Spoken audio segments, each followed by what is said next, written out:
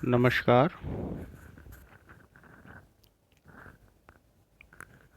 मैं देवेश पाठक, सहायक आचार्य, राजकीय विजय महाविद्यालय बूंदी, आप सभी का पुनः महाविद्यालय के YouTube चैनल के माध्यम से हार्दिक स्वागत और अभिनंदन करता हूं। जैसा कि हम जानते हैं,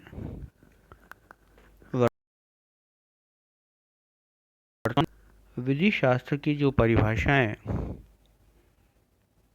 जान रहे हैं, समझ रहे हैं, उसी कड़ी में आज समाजशास्त्री विधि शास्त्री जूलियस स्टोन की परिभाषा को हम समझेंगे। जूलियस स्टोन ये कहते हैं कि विधि शास्त्र विधि वेदता की jurisprudence is lawyers extra version। Stone विधि शास्त्र को विधि वेदता की बाह्यदर्शिता बतलाते हैं। उनके द्वारा बाह्यदर्शिता या बहुर्मुखता की जो अवधारणा है वह मनोविज्ञान से ली गई है। मनोवैज्ञानिक तौर पर या तो व्यक्ति या मनुष्य अंतर्मुखी, जिसको हम कहते हैं इंट्रोवर्ट, जो स्वयं में ही अंतर्लीन रहता है, एक होता है बहिर्मुखी एक्सट्रोवर्ट, ऐसा व्यक्ति जो अन्य लोगों से बातचीत भी करता है और अपना स्वयं का एक दृष्टिकोण सामने रखता है। इस तरह मनोवैज्ञानिक तौर पर जो व्यक्ति हैं उनको, मनुष्य को अंतर्दृष्टि इंट्रोवर्ट या बाह्यदर्शी बहुर्मुखी एक्सट्रोवर्ट के तौर पर हम जानते हैं। बाह्यदर्शिता चिंतनशीलता का वह लक्षण है जिसके माध्यम से बाह्य जगत के ज्ञान को अपने अंतः में समाहित कर उसे नवीन दृष्टिकोण से बाहर व्यक्त किया जाता है। स्टोन ने स्वयं विधि वेदता की बाह्यदर्शिता पदावली की व्याख्या करते हुए यह स्पष्ट किया कि यह विधि वेदता के विधि से बाहर की जो विधाएं हैं उनके समकालीन ज्ञान के प्रकाश में विधि के सूत्र, वाक्यों, आदर्शों और पद्धतियों का परीक्षण है। स्टोन ये कहते हैं कि जिस भी समय विधि की व्याख्या की जा रही है उस समय विधि के अलावा, विधि के अतिरिक्त जो अन्य विधि जो विधाएं हैं, चाहे समाजशास्त्र हो, राजनीतिक शास्त्र हो, उन सब के ज्ञान के आधार के ज्ञान के प्रकाश के आधार पर विधि का एक नया जो निर्वचन जो होता है उसी को विधि शास्त्र उनके द्वारा माना गया है। स्टोन के अनुसार यह सतत कार्यरत प्रयास है जो हमेशा अपूर्ण प्रतीत होकर और आगे परीक्षण और अन्वेषण पर जोर देता है। विधि के उद्देश्य को पूरा करने के लिए न्यायमूर्ति होम्स के भावों पर ध्यान देना अपेक्षित है। न्यायमूर्ति होम्स ने स्पष्ट किया कि विधि के उद्देश्य को प्राप्त करने के लिए अपने स्वतः के तथ्य और विश्व के ढांचे में विवेक युक्त संबंध ढूंढना होगा। ज्ञान की किसी शाखा में पारंगत होने के लिए जो उसके आगे हैं उसमें भी पारंगत होना चाहिए। होम्स ये कहते हैं कि ज्ञान किसी एक विधा में पारंगत होने के लिए आवश्यक है और ये अनिवार्य है कि ज्ञान की जो अन्य जो शाखाएं हैं उनमें भी पारंगत होगा, तभी उसको हम उस शाखा के तौर पर या उसमें पारंगत मान सकेंगे। जिस तरह से कई जो बच्चे होते हैं, क्रिकेट के यदि खिलाड़ी को हम देखें, एक बैट्समैन है, एक बॉलर है, एक कीपर है, एक विकेट कीपिंग करता है, ये बहुत सारी विधाएं हैं। लेकिन क्रिकेट के बारे में यदि हमको समग्र ज्ञान चाहिए तो हमको क्या चाहिएगा? ऑलराउंडर चाहिए, जो बॉलिंग भी कर सके, जो कीपिंग भी कर सके और जो बैट्समैन के तौर पर भी काम कर सके। तो यही इसका मूल भाव है कि जो किसी एक विधा में पारंगत होने के लिए उस विधा के अतिरिक्त जो अलग अलग जो विधाएं हैं उनमें भी पारंगत होगा, तभी जाकर के वह उसको पारंगत मान सकते हैं। स्टोन ये मानते हैं कि परीक्षण के इस आधार पर विधि शास्त्र के अंतर्गत सामान्य तौर पर सम्मिलित सभी प्रमुख शाखाएं ग्राह्य हैं। विश्लेषणात्मक विचारधारा तार्किक तौर पर विधि की आलोचनात्मक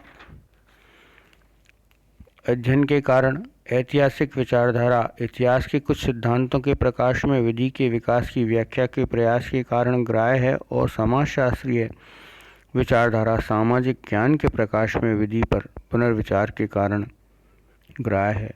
स्टोन का मत है कि इसी तरह अर्थशास्त्र, मनोविज्ञान, मानवशास्त्र तथा नीति शास्त्र और राजनीतिक शास्त्र की भी विधि शास्त्रीय दृष्टिकोण को स्पष्ट करने में भूमिका है। स्टोन के अनुसार प्रमुख विधिवेत्ताओं के क्रमबद्ध अध्ययन के लिए विधि शास्त्र का विभाजन सैद्धांतिक पृष्ठ के बजाय व्यावहारिक पृष्ठ है। कार्यशीलता फंक्शनल के अभाव में किया गया विभाजन उचित नहीं होता है। विधि से बाहर की विधाओं के ज्ञान के प्रकाश में विधिवेत्ता द्वारा विधिक प्रक्रिया और विधिक संस्थाओं सहित विधि का परीक्षण सिद्धांत के अर्थ में और ऐतिहासिक तौर पर दी गई विधि शास्त्रीय विशेष सामग्री दोनों ही दृष्टि से पोषणीय है। स्टोन का यह मानना है कि जिन शाखाओं में इस तरह का कार्यशील लक्षण नहीं है उन्हें सर्वमान्य तौर पर विधि शास्त्र के बाहर कर दिया गया है, जैसे चिकित्सकीय विधिशास्त्र, दंत चिकित्सीय विधिशास्त्र, साम्य विधिशास्त्र। स्टोन के अनुसार विधि शास्त्र की शाखाओं का प्रयोग परीक्षण के परिणामों के विधिक उद्देश्यों के लिए होना चाहिए। विधि शास्त्र की विभिन्न शाखाएं विश्लेषणात्मक, ऐतिहासिक, दार्शनिक, सामाजिक, मनोवैज्ञानिक एवं अन्य अलग अलग प्रतिनिधित्व के लिए स्वीकार नहीं हो सकती हैं। इन सभी शाखाओं का प्रयोग विधि के पूर्ण स्वरूप को प्रदर्शित करने के लिए होना चाहिए, और इसी तरह विधि के इतर विधि के बाहर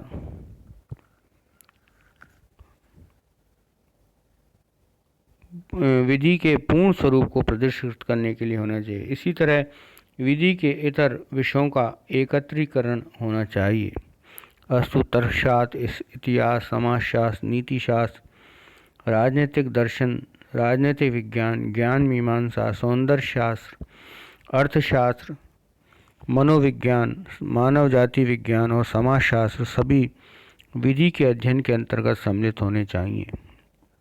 क्योंकि सभी विधि से इतर विषयों का ज्ञान संभव नहीं होगा, अतः स्टोन ने विधि शास्त्र का विभाजन नए सिरे से करने का प्रयास किया है, जिसमें विधि शास्त्र की प्रमुख विचारधाराओं तथा विधि से इतर विषयों को पुनर्गठित किया जा सके।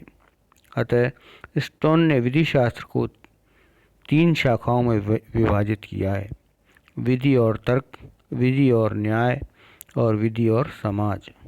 प्रथम विधि और तर्क या विश्लेषणात्मक विधि शास्त्र के अंतर्गत विधि की प्रकृति, स्पष्टीकरण, अर्थ और वर्गीकरण की तार्किक युक्तता, सम्यक व्यवस्था या विधि का तर्क सम्मिलित है।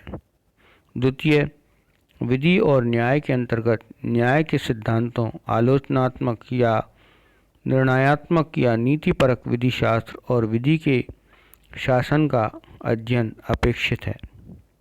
तृतीय विधि और समाज का सामाजिक और क्रियाशील विधि शास्त्र के अंतर्गत दूसरी विधाओं से प्राप्त ज्ञान की विधि वेत्ताओं द्वारा परख कर विधि और विधिक संस्थाओं तथा लोगों की अभिरुचि तथा कार्यकलाप में पारस्परिक प्रभाव निश्चित करना है। दूसरे शब्दों में इसके अंतर्गत विधि का लोगों पर प्रभाव और लोगों के विधि पर प्रभाव का अध्ययन करना है। इस प्रकार हम कह सकते हैं स्टोन की विधि शास्त्र की परिभाषा विधि शास्त्र के प्रति अद्यतन दृष्टिकोण अपनाते हुए दो प्रमुख कार्य करती है। प्रथम, यह विधि शास्त्र की विभिन्न शाखाओं और विधि से इतर अध्ययन की विधाओं के महत्व एवं सम्यक भूमिका को स्वीकार करती है। द्वितीय, इससे इन सभी विधाओं के ज्ञान को विधि वेत्ता की बहुमुखी प्रतिभा के माध्यम से विधि और तर्क, विधि और न्याय और विधि और समाज में विभक्त कर विधि शास्त्र को सहज बनाने का प्रयास किया है। ये विभाजन अनेक दृष्टियों से ग्राह्य है। प्रथम, विधि शास्त्र के क्षेत्र में पाए जाने वाले प्राय सभी महत्वपूर्ण अध्ययनों को उचित स्थान मिला है। द्वितीय, यह विधि शास्त्र के संपूर्ण क्षेत्र के लक्षण और वर्णन के अनुरूप है। तृतीय, ये गैर विधिक विधाओं के क्षेत्र में वर्गीकरणों से उत्पन्न अनावश्यक प्रतिद्वंद्विता, विखंडन और परस्पर विरोधी उद्देश्य को दूर करते हैं। चौथा, सकारात्मक रूप से ये गैर विधिक विधाओं से प्राप्त विधि विद्यार्थियों और विधि वेत्ताओं के अर्थपूर्ण विधिक ढांचे और अपनी समस्याओं के संदर्भ में क्रमबद्ध और व्यवस्थित करते हैं। पांचवा, विषयगत व्यापकता के बावजूद वर्गीकरण वास्तव में साधारण है। छठा, तर्क, न्याय और समाज की समकक्षता के कारण अनावश्यक रूप से तार्किकता पर अवलंबित रहने से छुटकारा दिलाते हैं। सप्तम, ये सामान्य तौर पर स्वीकार्य सामाजिक विज्ञानों के सहसंबंध और एकीकरण के उद्देश्य के अनुरूप हैं।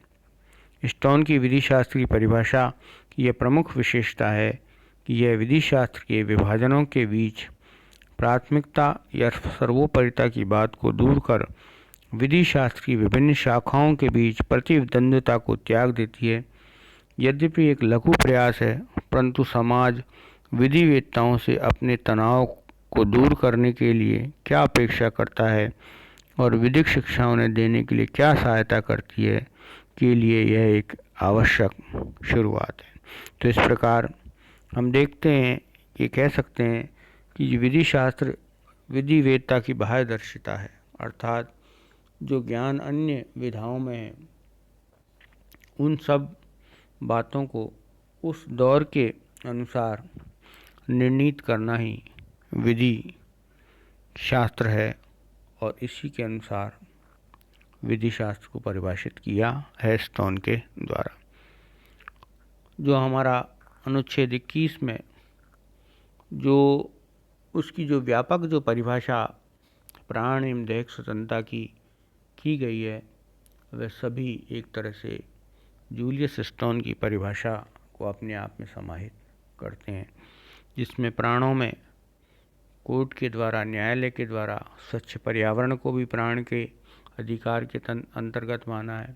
चिकित्सा सहायता को भी प्राणों के अधिकार के अंतर्गत माना है, जिसमें विदेश यात्रा पर जाने के अधिकार को भी प्राणों के अधिकार में माना है। तो इस प्रकार से ये विधि की जो व्याख्या है तत्कालीन परिप्रेक्ष्य में जो विधि की जो परिभाषित जो किया गया है उसी को स्टोन के द्वारा विधि शास्त्र कहा गया है, इसी को उनके द्वारा विधि शास्त्र माना गया है।